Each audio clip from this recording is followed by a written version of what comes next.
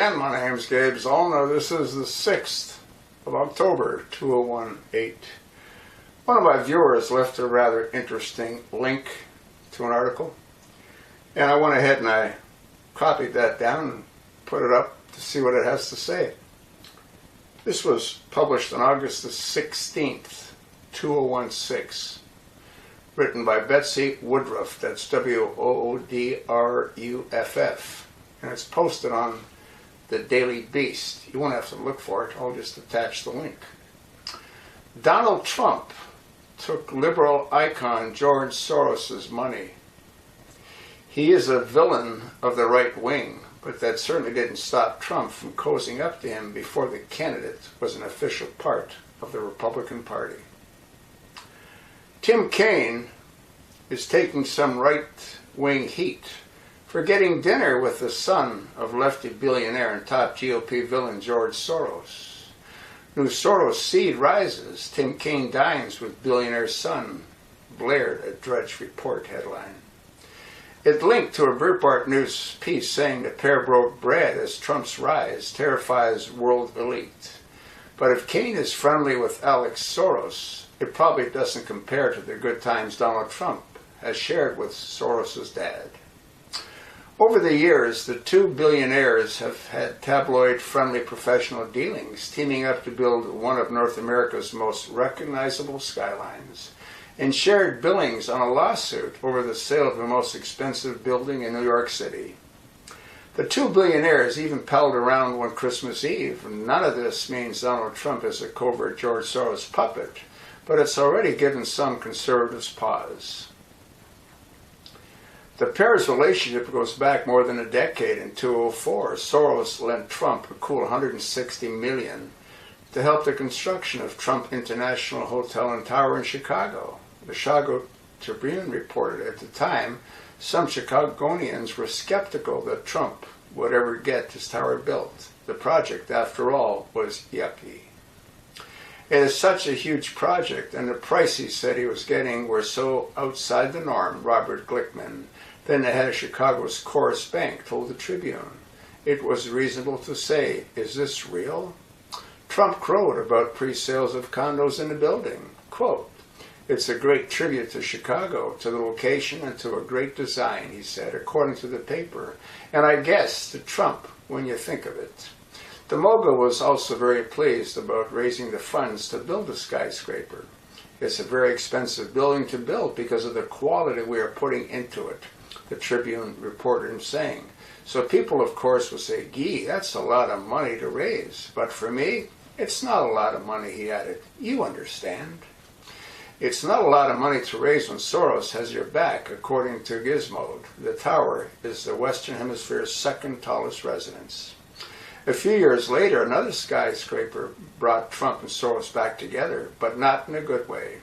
On September the 10th, 2008, real estate developer Leslie Dick Worldwide Limited named both of them, along with 15 other defendants, in a lawsuit over the sale of the General Motors building in Manhattan, as the trade publication's Pension and Investment reported. Leslie Dick Worldwide alleged that the defendants engaged in a conspiracy of money laundering, bankrupt fraud, and bid rigging when Trump and Conisco Financial contracted to sell the building in 2003, as the New York Sun detailed. The developer said Soros masterminded a scheme to keep it from buying the building, even though it outbid the eventual purchaser, McLeod Properties, Inc. Leslie Dick Worldwide complains held that Soros gave McLeod the funds to buy the building, which led to the allegations of money laundering. And it said the process of selling the building was permeated with fraud. The New York Sun reported that when the building was sold, it bore the word Trump in huge gold-colored letters. The lawsuit didn't go anywhere. Court filings show a judge dismissed it without prejudice, and that the case was terminated on October 10, 2009. That means the plaintiff could file it again, but records show that hasn't happened, making it a shared victory for Trump and Soros. A few months later, the pair were also together. This time it was at a Christmas Eve party hosted by economist Nouriel Roubini, dubbed Dr. Doom for predicting the 2008 housing collapse. The New York Post, page 6, reported that the billionaires gabbed with Oliver Stone and Steve Schwarzman, currently the CEO of Blackstone Group and a 207 honoree of Time's list of the 100 most influential people in the world. In the years since then, Trump has shown little interest in bashing his old lender. A search of tweets from the mogul mentioning Soros turns up 0 results, and Trump even once encouraged conservatives to lay off the billionaire. Quote, "Oh, forget Soros. Leave him alone. He's got enough problems," Trump said at a 2011 Tea Party rally when one attendee yelled the billionaire's name at him. Quote, "He goes, 'What about Soros?'" Trump continued, "Let's talk about something else." Glenn Beck highlighted the exchange on his radio show that criticized Trump for his glibness. Trump even nabbed a Team Soros alumni for his finance team. His national finance chairman, Steve Mnuchin. Now, isn't Steve head of the money right now? Isn't he? Yeah. Has worked for the Soros-backed SFM Capital Management and for Soros Fund Management, LLC, as the Center for Public Integrity noted in a report. Soros, on the other hand, has not been as gracious. In January of this year, he said Trump was doing the work of ISIS. While their work has diverged in recent years, it wasn't too long ago that the two men were politically like-minded. After all, in 2005, they both ponied up to help fund the re-election bid of then Senator Hillary Clinton. Make out of it whatever you want, but if it reeks to high heaven, there's a reason. I'll attach the link.